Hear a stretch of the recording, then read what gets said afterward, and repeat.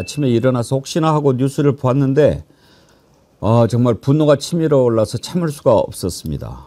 그래서 오늘은 좀 마음껏 분노하자 이렇게 마음을 먹었는데 방금 전에 그래도 반가운 소식이 좀 마음을 달래주네요. 관세 협상 팩트 시트가 완성됐고 핵 잠수함도 승인되고 전작권 환수까지 전향적으로 논의된다는 잼프의 발표가 있었습니다. 이런 걸 대통령이 발표하는 거죠. 대왕고래 같은 개사기 말고요. 그나마 좀 분노를 다스리고 여러분을 뵐 수 있게 됐습니다. 이 내용부터 먼저 좀 다뤄볼 텐데요. 오늘 배경 자작나무입니다. 우리 자작나무님께서 보내주신 사진입니다. 칠보산 자작나무인데요. 칠보산이 전국에 보니까 여러 군데가 있더라고요. 영덕에도 있고 충북 괴산도 있고 그러던데 영덕에 칠보산에서 찍은 자작나무 숲인데요. 예, 자작나무 숲에 가을이 깊어가는 사진 감사합니다. 그쪽으로 놀러 가셨던가 봐요. 오는 길에 또 해인사에서 단풍도 찍어서 보내주셨던데 이따가 그것도 한번 보여드리도록 하겠습니다.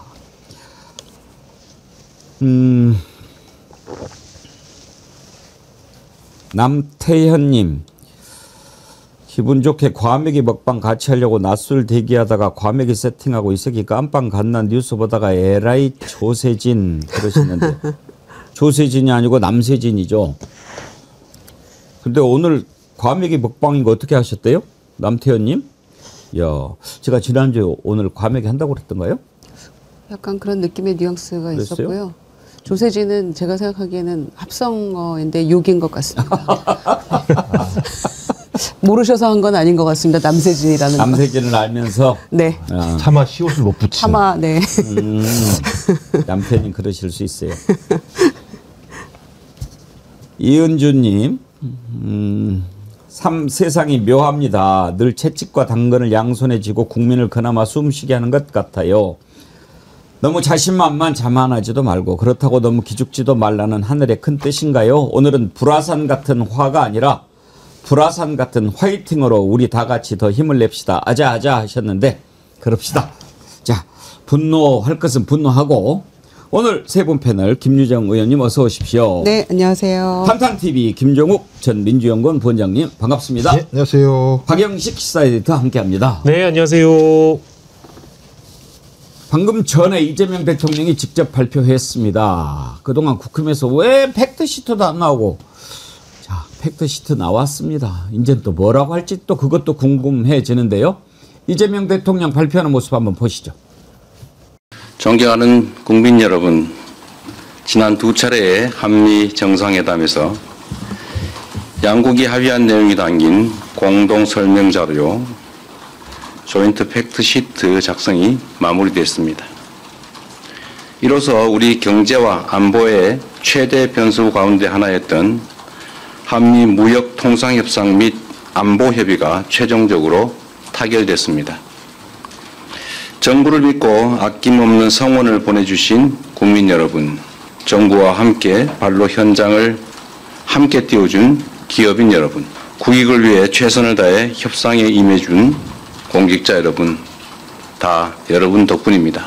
대통령으로서 머리 숙여서 감사 인사를 드립니다.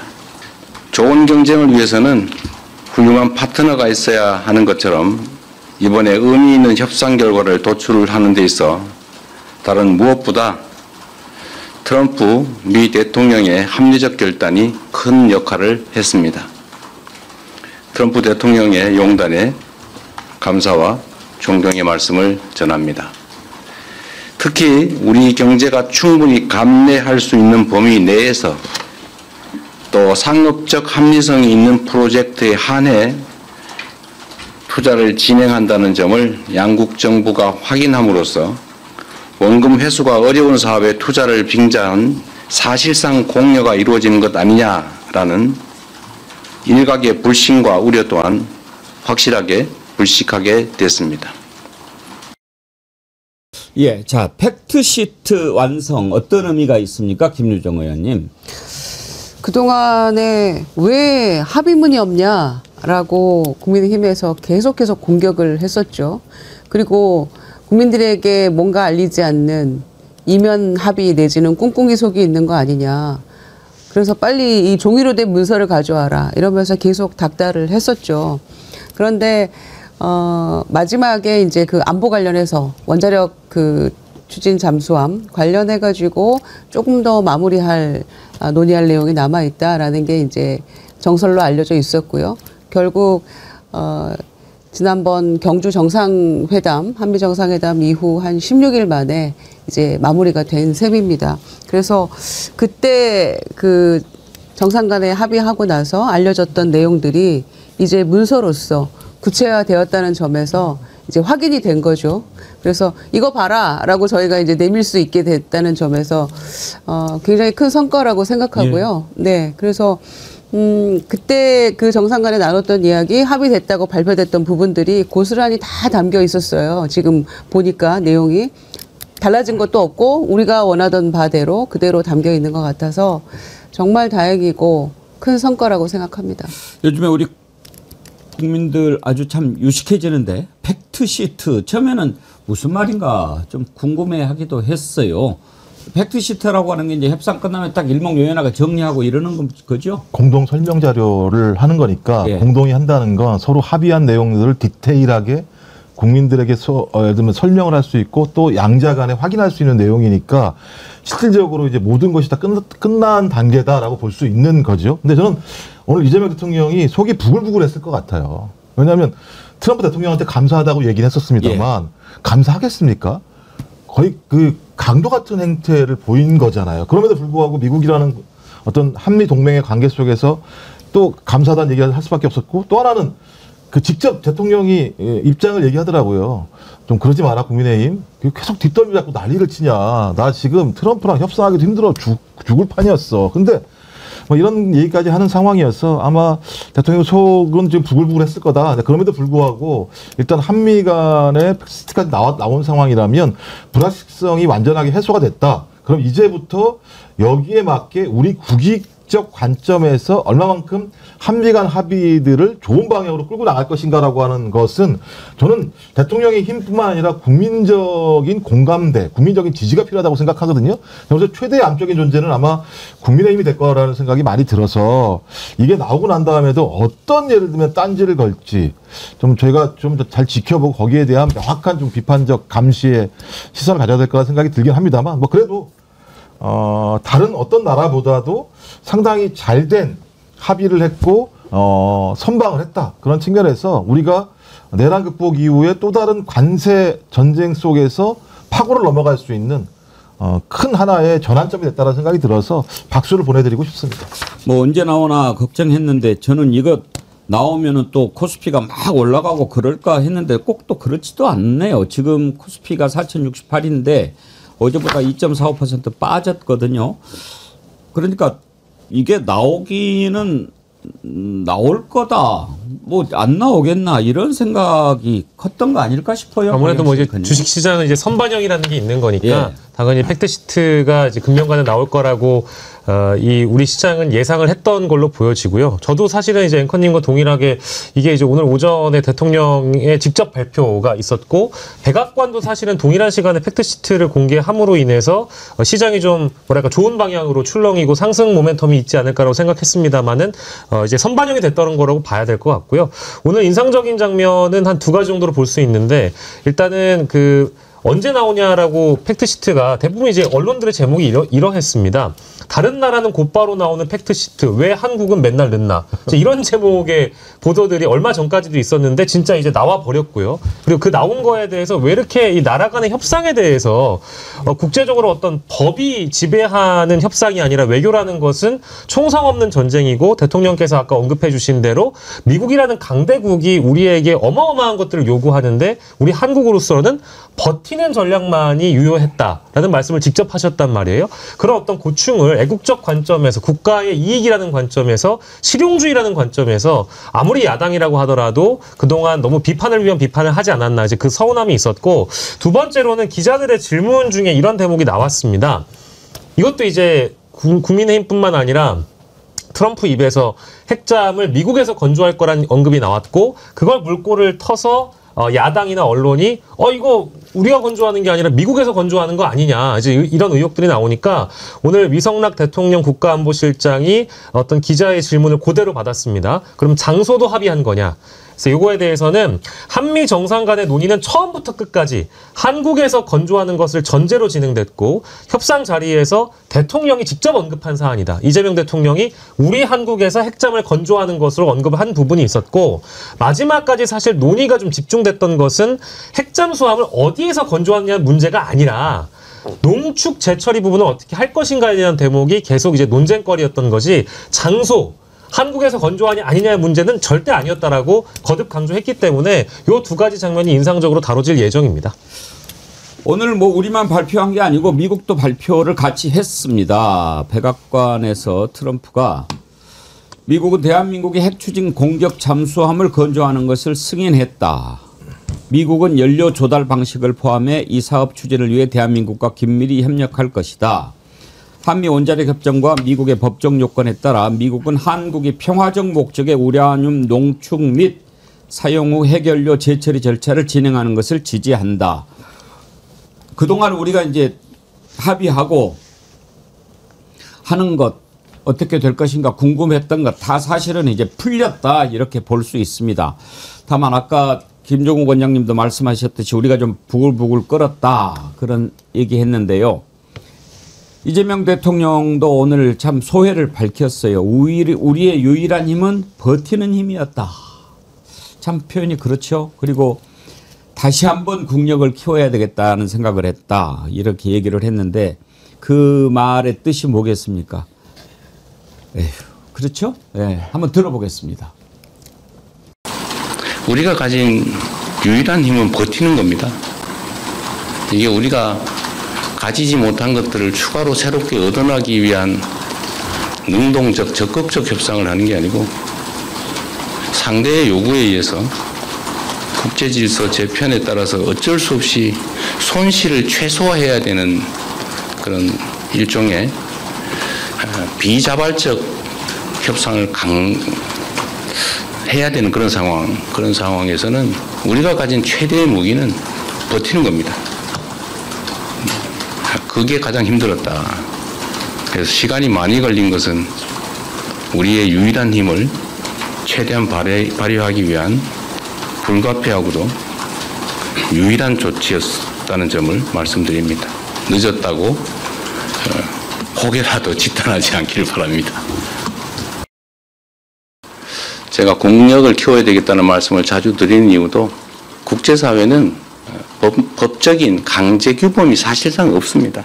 영원한 친구도 우방도 없는 그런 세계에서 힘이 관철되는 이런 협상을 할 때마다 우리의 국제적 위상이나 국가의 역량을 최대한 키워야 우리의 국익과 우리의 국민들의 더 나은 삶을 확실하게 보장할 수 있겠다는 생각이 계속 듭니다. 앞으로도 경제적, 문화적, 군사적 대한민국의 힘을 최대한 신속하게 키워나가도록 최선을 다하겠습니다. 예, 김영남 의원님. 네. 참 그 협상 이제 결과가 이렇게 다 나왔는데 이재명 대통령 말을 들어보면 네. 참 애를 많이 크는 것 같아요. 아니 이제 오늘 기자회견을 라이브로 보면서 드는 생각이 왜 한마디로 요약하면 짠하다. 그러니까 중간에 약간 멈칫하고 표현을 바꿨습니다만 비자발적 협상을 강까지 하다가 이제 말을 바꿨잖아요. 그러니까 그냥 자연스러운 언어적 흐름에 의하면 야 우리가 이 협상을 하고 싶어서 하는 게 아니고 비자발적 협상을 우리가 강요받아서 하는 건데 그걸 빨리 끝내라고 재촉하면 어떡하냐 뭐 이런 취지였을 것 같은 생각이 살짝 듭니다만 대통령이 그런 표현을 쓰면 이제 외교적으로 조금 문제가 될 수 있을 것 같으니까 강자에서 확 걷어들이고 이제 보다 순화된 단어로 정리가 됐는데 사실은 솔직한 심정이 내비쳐진 거죠. 우리가 뭐 문서화된 한미 FTA로 그동안 관세 없이 거래를 하다가 갑자기 뭐 기본으로 25% 관세를 매기겠다고 하니 협상을 안 할 수 없는 상황으로 이제 국가를 대표해서 나간 건데 자꾸 뒤에서 딴지 걸고 발목 잡고 그러니까 대통령도 인간적으로 서운할 생각이 들 수밖에 없었겠죠. 근데 참 그 발표 내용 중간중간에 깜짝깜짝 놀랐어요. 저는 어느 부분이 가장 놀랐냐면 그 말씀을 나눴는지 모르겠습니다만 미군 군함을 이제 우리나라 영토 내에서 건조하기로 했다고 했잖아요.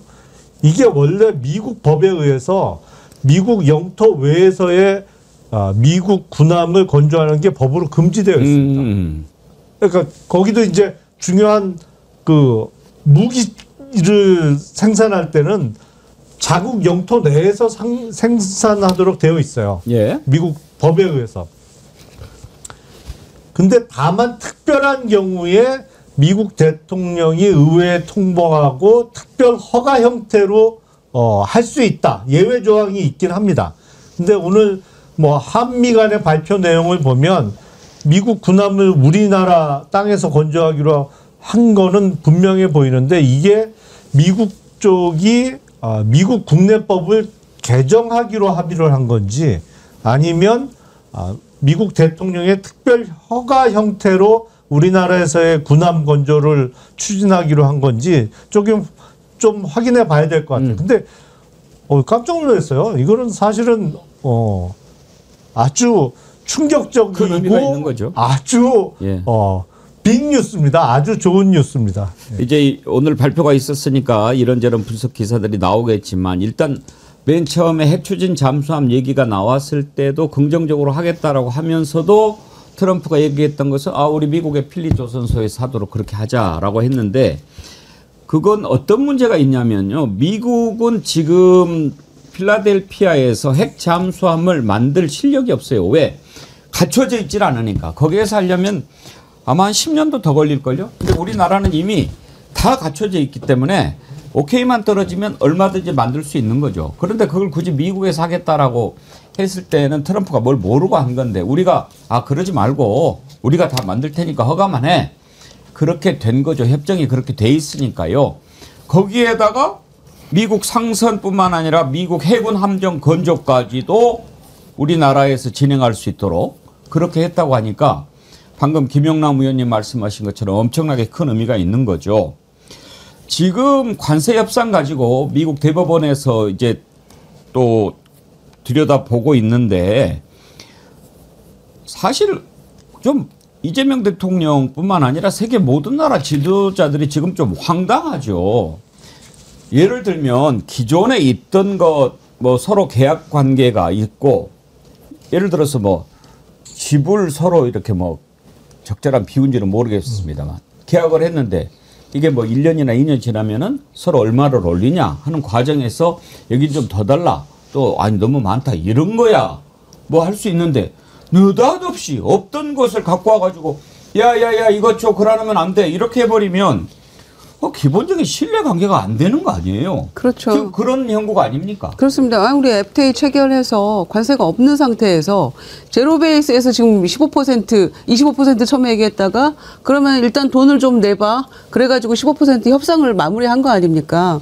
그런데 이제 국내힘 비롯해서 호사가들의 입을 통해서 야 그거 원금도 못 받는 거 아니야? 못 받게 생겼는데 뒤에 뭐 있는 거 아니야? 그냥 주는 거 아니야? 이랬던 그 부분에 대해서 대통령이 아까 그렇게 설명을 하신 것 같아요. 원금에서 가능하고 그거 그냥 공유하는 거 아니냐라는 그런 세간의 의혹을 불식시킬 수 있게 돼서 다행으로 생각한다. 그런 취지 얘기하지 않았습니까? 그래서 그 부분도 저는 굉장한 성과라고 보고요. 또 하나는 핵 재처리 그 사용 권한에 관해서 이거는 뭐 그 모두가 원하는 거긴 했지만 특히 보수층에서 이 부분에 대해서 그 보수 정권에서도 확 이렇게 하려고 했던 부분이잖아요.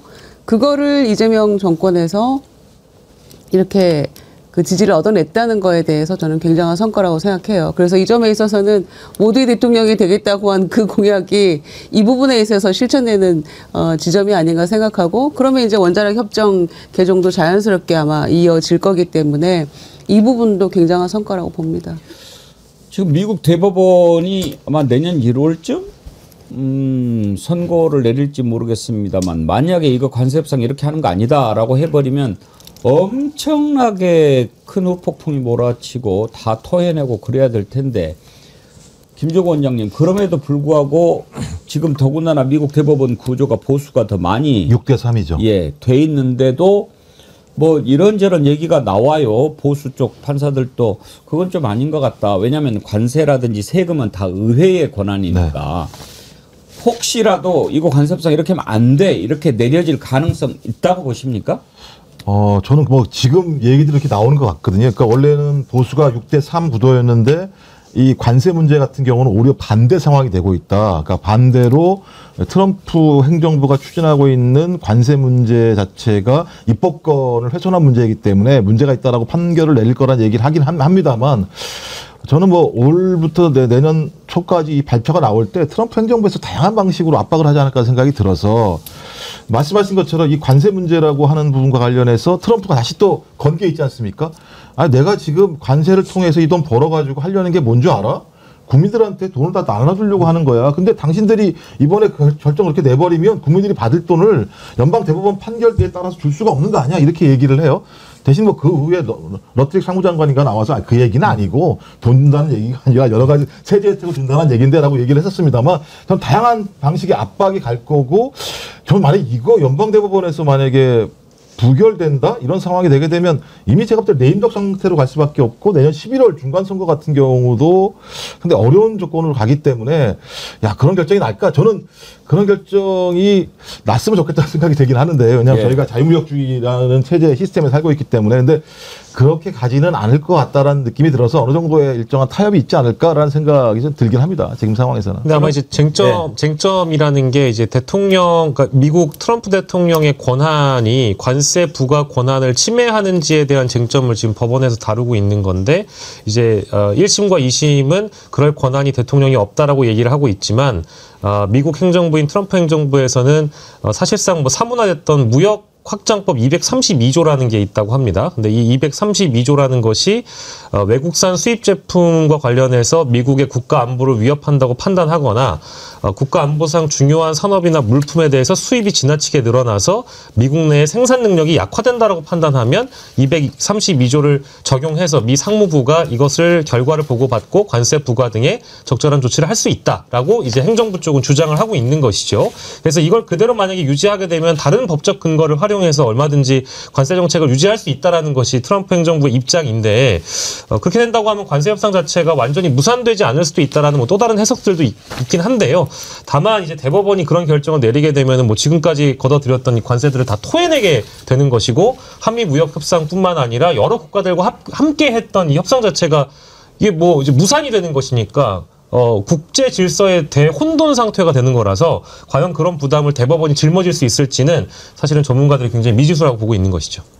근데 제가 예상해 보면 미국 연방대법원에서 관세와 관련한 미국 대통령의 지금까지 이루어진 것은 뭐 우리식으로 표현하면 헌법 위반이다.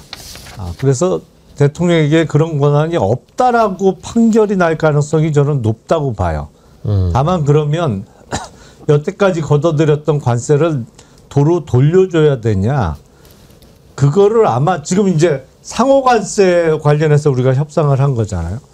그거를 아주 많은 종류의 품목관세로 다 돌려서 바로 돌려서 그 품목관세를 소급 적용하는 형태로 해서 안 돌려주는 그런 식의 조치를 트럼프 대통령이 취하지 않을까. 그러면 근데 또 그게 소급 적용이 가능하냐, 그리고 국가안보상의 이유가 명백하지 않은 이렇게 많은 품목에 대해서 품목관세를 다 개별적으로 매기는 게 가능하냐, 이걸 놓고 또 법률적인 쟁송이 미국 내에서 붙겠죠. 근데 그러다 보면 트럼프 대통령 임기 다 끝나요. 그렇죠. 그렇게 진행될 가능성이 높지 않을까 싶어요. 그리고 이미 지금 이제 트럼프가 벌써 뭐 레임덕이 오기 시작했다 이런 얘기가 나오는데 트럼프가 이렇게 말도 안 되는 짓을 막 했던 것은 이렇게 해서 막 내가 우리나라로 돈 많이 끌어 들어왔으니까 여러분들 나 잘하지요. 또 많이 시켜주시고 또 혹시 한 번 더 시켜주면 좋아요. 이러려고 했던 것 같은데 아이고 또 나이가 몇 개입니까? 그 좀 욕심도 자 그래도 오늘 아침에 그나마 우리의 참 속타는 마음을 달래주는 반가운 소식을 전해준 이재명 대통령 응원하는 메시지가 많이 들어왔네요. 오드리를 사랑한 여자 공감합니다. 짠해요 우리 대통령. 공주님 대통령님 업어드리고 싶네요. 공주가 업어주면 좋겠죠. V고스트님 나의 국가대표가 너무 짠하다. 그래도 잘하시고 있고 앞으로도 잘하시길 응원하고 믿습니다. 안중찬님 일머리를 제대로 알고 앞장서서 끌고 나가는 큰 일꾼을 보유하게 된 대한민국은 무한한 발전을 하게 될 것이다. 이게 다 대통령 잘 뽑은 국민의 홍복이다. 이러셨는데 예. 이 소식 들었습니다. 저는 아침에 참 속이 많이 상했는데 이재명 대통령 저거 발표하는 걸 들으면서 그 표현이 생각나더라고요. 해가 지져도 기차는 간다.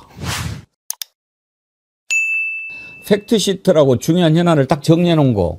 이게 아직도 발표가 안 되고 있어서 뭐냐. 왕관 받을 때하고 지금하고 뭐 마음이 달라졌냐. 이런 얘기가 나오는데 왜 늦어진다고 보십니까? 지금 관세 협상과 투자 그 협상은 거의 합의가 됐다고 들었습니다. 그러니까 지금 뭐 현대차 15% 관세 왜 안 내느냐 그러는데 11월 안에만 우리가 대미투자법 넣으면은 다 소급해서 관세 환급이 되니까 걱정할 것은 아니라고 보여지고요.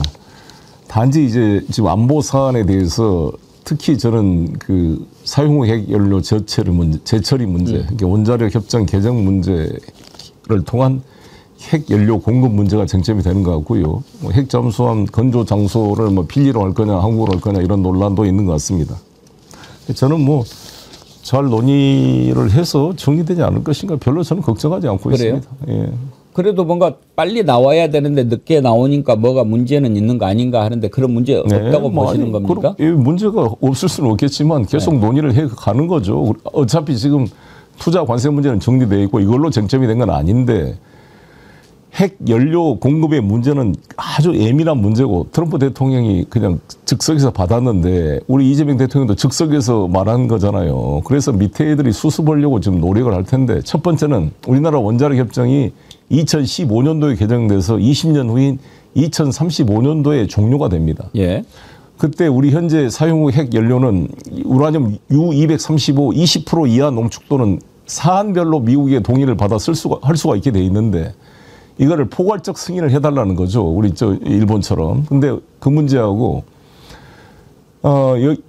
이 군사적 목적으로 쓸 수 없도록 이 원자력 협정안이 돼 있는데 이거를 군사적 목적의 핵무기가 아닌 원자력 추진 연료로는 쓸 수 있게 해달라고 이제 그걸 단서 조항을 넣어야 되는 건데 그러면 이제 NPT 체제의 원칙이나 모든 게 부딪히니까 아예 오쿠스처럼 따로 분리해서 만들자는 안도 있습니다. 그러니까 지금 호주하고 오스트레일리아하고 미국이 오쿠스라 그래가지고 핵 원전 프로젝트를 지금 같이 추진하고 있는데 그런 걸로 별도의 협정을 맺는 게 차라리 낫다. 왜냐하면 민간 수요 위주로 되어 있는 원자력 협정 안에다가 군사용 목적은 안 된다는 엄격한 규정을 손대기가 쉽지 않기 때문에 그런 논란이 하나 있고요.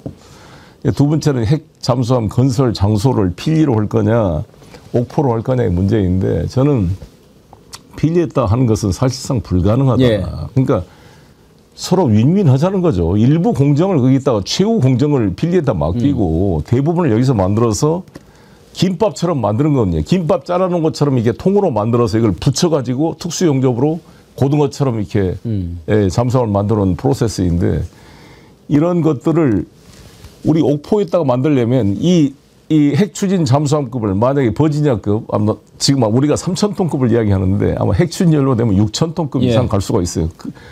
그걸 만드려면 샵이 필요한데 그걸 만들 수 있는 새로운 이제 잠수함용 도크가 필요한데 그거 만들어 놓고 두 대 만들고 놀면 얼마나 과잉 투자고 아깝습니까? 그렇죠. 그러니까 저는 이번 필리 이것과의 계기를 통해서 미국 핵 잠수함 시장에 긴밀하게 우리 대한민국이 동맹의 파트너로 결합될 필요가 있다. 전화위복으로 만들어야 된다. 너네들 핵 잠함도 우리가 만들어줄게. 그렇죠. 왜냐하면 지금 미국의 핵 잠수함이 한 72척 있어요. 예. 근데 매년 창정비를 하고 이 수준의 핵잠을 유지하려면 1년에 2척을 신조를 해야 돼요. 2척. 근데 2척 신조할 능력이 없어요. 창정비도 안 되고 있다고 지금. 33%가 지금 창정비가 안 돼서 스톱돼 있어요. 우리 택시기사가 없어가지고 지금 회사 법인 택시 30% 차고지에 서 있는 것과 똑같은 상황이거든요. 이걸 우리가 해주겠다는 거죠. 지금 미국이 핵잠수함과 핵항공모함을 만드는 데가 코네티켓하고 버지니아주에 있는데 뉴포트 스타트라는 곳하고 있는데요.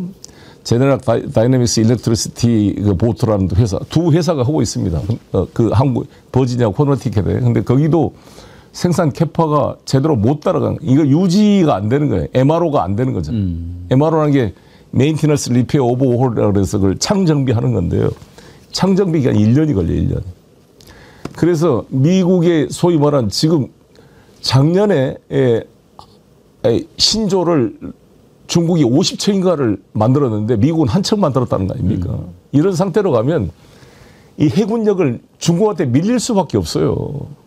그럼 그렇다고 망해버린 조선 생산력을 단시간에 어떻게 미국이 복원해요? 대한민국이 긴밀하게 결합돼서 특수하게 이것은 우리하고 쉐어를 해야 돼요. 그래서 옥포에서 우리가 만약에 3대를 만들어야 되니까 2대 만들고 1대는 필리에서 만든다. 이런 개념으로 공정을 분할해서 만들고 나면 만든 시설이 아깝잖아요. 다 만들고 나면. 미국 거 계속 우리가 해줄게. 그럼 얼마나 윈윈 될 수 있지 않겠어요? 미국 얘기 나온 김에 네. 이번에 이제 미국에서 치러진 몇몇 선거에서 민주당이 승리를 했잖아요. 네. 뉴욕 시장의 젊은 맘디니가 되고 네. 또 다른 데도 막 이렇게 이기고 그랬는데 어떻습니까? 트럼프의 이렇게 막 그래도 트럼프가 하는 것은 어찌됐든 미국 잘 되자고 하는 거다 이렇게 생각할 수도 있는데 네. 거기에 대해서 뭔가 이반이 좀 생긴 것 같다 이렇게 보여지거든요. 어떤 점에 불만이 있는 걸까요? 실질적으로 지금 물가가 오르고 어려워지고 모든 분야가 지금 불안해지고 있는 상황인 것이죠. 이민자들이 불안해지고 전부 다. 미국 사회 전체가 지금 트럼프의 관세 정책에 대해서 동의 안 한 숫자가 훨씬 많습니다. 그리고 제가 트럼프 대통령이 관세 정책을 통해 뭐 돈을 많이 세입을 얻었다는데 미국 전체 세입의 1.6%라니까요. 2%도 채 안 돼요. 황금의 알을 낳는 거위의 배를 가르는 어리석은 행위다. 이거 관세 효과가 외국 수출업자한테 관세 부담이 다 전가되는 게 아니라 미국 수입업자한테 전가되고 미국 수입업자는 가격에 반영할 수밖에 없고 현재 관세 인상 효과가 소비자 물가로 55%가 전이됐답니다. 근데 이게 연말 가면 60% 계속 미국 소비자의 부담으로 결국 돌아가게 돼 있고 그러면 미국인들이 지금 생활비가 더 어려워지는 거죠. 그래서 이번에 맘다니의 슬로건이 어포더빌리티입니다. 어포더빌리티라는 영어 단어가 그러니까 뭔가 적절하게 살 수 있는 그런 사용 가능한 그런 렌트 일단 주거비하고 버스비 교통비하고 주거비는 동결시키겠다. 버스는 공짜로 하겠다. 이거 아닙니까? 그다음에 차일드 케어 애들 이제 양육하는 거 이런 거에 대한 했는데 이제 맘다니의 그러한 생활 밀착형 공약이 엄청나게 폭발적 호응을 받은 거죠. 이제 맘다니의 과제는 뉴욕 주지사와 어떻게 서로 부딪힌 거를 하고 그 예산 재원을 어떻게 확보할 것이냐. 당장에 지금 트럼프가 맘다니한테 지원을 안 하겠다 지금 이렇게 해버리거든요. 지금 뉴욕 전체 예산이 1,200억 달러인데 재산세가 뉴욕 시 지방세입니다. 재산세가. 그다음에 뭐 담배세도 마찬가지고 그다음에 그 법인 일부 소득세도 법인세도 이를 가지고 있어서 1,200억 달러 중에 연방정부 의존된 지원 보조금이 74억 달러밖에 안 돼요. 한 6점 몇 %밖에 안 됩니다. 그 의존도 비율이 우리나라 지방자치단체하고 비교가 안 돼요. 뉴욕은 세계 최고의 부자 도시니까. 그래서 월스트리트에 이제 부유세를 좀 추가로 해가지고 그 재원을 이렇게 도입하겠다 그러는데 한번 봐야죠. 뉴욕 주지사하고 뉴욕 시장하고 서로 이렇게 의견이 갈리면 그런 것도 어떻게 풀어야 돼요? 뉴욕 주지사 시장 간의 의견 차이만이 아니라 소위 뉴욕 전 시장 쿠오모를 이긴 거잖아요. 쿠오모가 사실 그 미국 언론에 따르면 팻캣이라 그런 거죠. 살찐 고양이. 예. 그러니까 이 민주당의 어떤 기득권층과의 싸움이잖아요. 그러니까 뭐 노무현, 이재명의 현상이 민주당, 우리 한국도 민주당의 기득권과의 싸움을 통해 새로운 민주당의 혁신과 에너지를 불어넣었던 것처럼 맘다니나 그러니까 샌더스 같은 사람은 맘다니를 지지했죠. 알렉스 오카시오 같은 이 젊은 진보적인 민주당 의원들을 지지했지만 주류들은 잘 지지 안 했던 거죠. 지금 민주당의 뉴욕에 있는 상원 의원, 하원 의원들도 소극적이었습니다. 지금 민주당 지금 뉴욕 하원 의원 흑인 코커스 대표인 그 친구가 내년 지방선거 이기면 아마 미국 하원 의장이 될 가능성이 높은 친구예요. 약간 소극적입니다. 맘다니요. 일본도 하나 좀 여쭤볼게요. 지금 다카이치 총리 우리가 어떻게 봐야 되는가. 일단 이재명 대통령은 지난번에 만나가지고 좀 좋게 평가를 하기도 했지만 워낙에 기본적으로 극우인데다가 앞으로 어떻게 해야 될까. 우리가 참 지금 우리가 그 블랙 이글스 그 가는데 거기 좀 급유 좀 하려다가 독도 문제 때문에 지금 결국 못하게 돼버리지 않았습니까? 다카이치 총리 어떻게 평가하십니까? 뭐 여자 아베 역할을 하는 거죠. 아베 신조가 납치 문제를 가지고 이제 정치적 이득을 얻어서 계속 납치 문제를 자신의 정치적 그 지지도 획득의 수단으로 활용을 했잖아요. 아마 이제 다카이치는 대중 강경책을 통해 이제 그렇게 아마 하려고 그럴 겁니다. 그리고 독도 문제도 그런데 저는 다카이치가 독도 문제를 저렇게 심하게 공격하면 우리의 맞불 작전으로 우리는 이제 정부 차원에서는 어떻게 할지 모르지만 국회의원들 사이에서라도 대마도는 우리 땅이다라는 그 결의안을 제헌국회 때 제출한 적이 있습니다. 우리는 그 대마도가 조선 땅이라는 우리 땅이었다는 역사적 근거도 많아요. 그걸 가지고 한번 독도가 일본 땅이라는 거 한번 서로 세미나를 해보자. 맞불 작전을 할 필요가 있는 거고요. 실제로 우리 제헌국회 때 이 결의안이 제출됐습니다. 대마도가 우리 대한민국 땅이라는 거. 그리고 그다음에 쿠릴 열도의 북방 사계섬을 지금 반환해달라고 지금 러시아한테 지금 사정하고 있잖아요, 일본이. 우리가 러시아 편에 서서 이 땅 러시아 땅이라고 만약에 선언하면 어떻게 되겠어요? 국제사회에서 일본이. 그다음에 지금 센카쿠 열도하고 다오이다오 그 같은 말입니다. 중국에서는 다오이다오라고 그러고 일본은 센카쿠 열도라고 그러죠. 우리 센카쿠 열도가 아니라 우리는 다오이다오가 중국 것이라고 본다. 이렇게 만약 우리가 발표하면 어떻게 하려고 그래요? 그러니까 이 두 가지 우리가 지금 그렇게는 할 수는 없겠지만 이런 북방 열도, 쿠릴 열도 그 섬, 4개 섬 반환 문제하고 센카쿠 열도 문제하고 대마도 문제를 저는 이슈화 시켜서 나는 독도 문제에 대해서 맞불 작전을 해야 할 필요가 있다. 이렇게 생각합니다. 기본적으로 현재까지 우리가 지키고 있는 매뉴얼은 독도 문제가 어차피 우리가 실효적으로 지배를 하고 있고 이걸 문제 삼아봐야 좋을 일이 없으니까 그냥 상대하지 않는다로 갔잖아요. 그런데 지금 송 대표님은 차라리 그러면 정면 돌파로 한번 붙어보는 것도 괜찮다 이런 말씀이신가요? 아니 그쪽에서 뭐라면 우리도 그쪽을 쟁점화 시키는 거죠. 센카쿠 열도도 같이. 그러면 공격이 결국은 최선의 방법이니까. 독도가 누구 땅이냐 이렇게 이제 국제적으로 분쟁 지역이 되기 때문에 이 부분이 좀 조심스러웠단 말이죠. 그동안에. 저는 국제적으로 분쟁 지역이 되든 말든 간에 훨씬 우리가 근거 자료가 높기 때문에 저는 불리할 게 없다. 불리할 게 없다고 생각이 들고 저는 미국한테 이걸 요구했나 봐요. 미국이 그때 헤이글 국방부 장관이 그 일본을 방문했을 때 그때 2014년도입니다.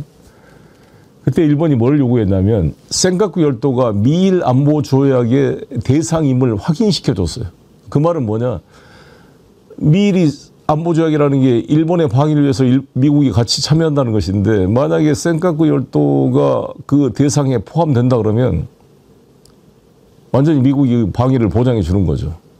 그러니까 그때 중국 인민해방군 장성이 그 헤이글한테 뭐라고 물어봤냐면 같은 논리면 왜 센카쿠 열도가 미일 방위 조약의 보호 대상이라고 한다면 독도는 한미 방위 조약의 보호 대상으로 들어가야 되는 거 아닙니까? 이렇게 인민해방군 장군이 물어봤어요. 여자 장군이었어.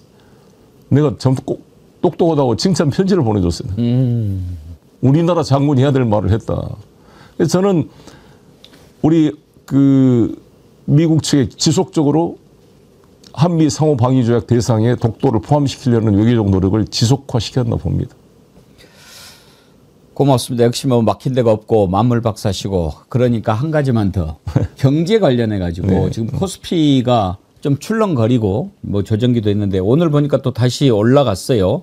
지금 현재 4,142.86이에요. 네. 4,200 지난번에 잠깐 후퇴했다가 다시 회복을 하고 있는데 앞으로 코스피 전망은 어떻게 하십니까?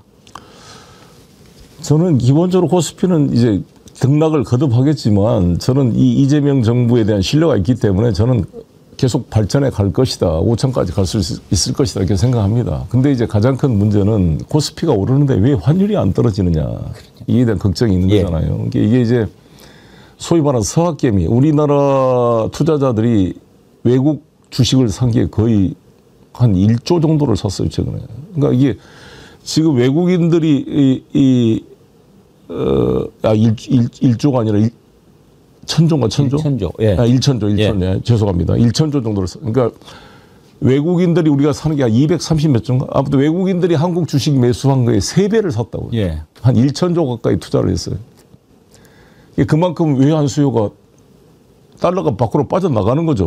우리나라 투자자들이 서학개미가 돼서 산 거니까. 그걸 어떻게 이제 소위 국장에 대한 신뢰를 높여서 올릴 것인가의 과제이고 지금의 이제 주가 상승이 주로 AI 특수에 따른 이제 SK 하이닉스나 삼성전자 이런 반도체 칩이나 이쪽 분야에 너무 편중돼 있고 일반 제조업은 떨어진 종목도 많기 때문에 이런 불균형 문제가 앞으로 또 과제죠. 돌파하는 과제인데 일단은 계속 투명성을 강화시켜 나가고 정치적 안정성과 확고한 전략을 해간다면 저는 장기적으로 전망이 밝다 이렇게 생각합니다. 근데 문제는 이제 너무나 주가가 때문에 막 비투를 한 사람들이 많아서 그게 걱정입니다, 사실.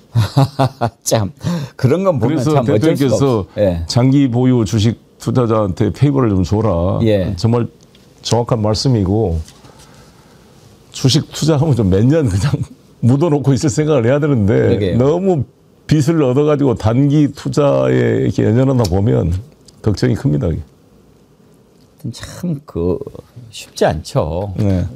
또 그거 하면 또 부동산 또 다른 그렇죠. 부분 그렇죠. 뭐 이런 거 다 같이 봐야 되니까 네. 그런 것을 위해서 그동안에 계속 준비하고 공부도 많이 하셨으니까 우리 또 송 대표님 미래 기대하게 됩니다. 정말 부동산 문제는 정말 제가 유일한 솔루션이 있다고 제가 잡아오고 있는데 한번 기회가 오겠죠. 한번 들려주세요. 아니 제가 말씀드린 네. 누구나 프로젝트로 많이 해결할 수 있다는 확고한 예. 생각을 가지고 있습니다. 그래 오늘 여기까지 듣죠. 말씀 네. 감사합니다. 네, 감사합니다. 예. 여러분 시원하셨죠? 송영길 서나무당 대표 인터뷰했습니다.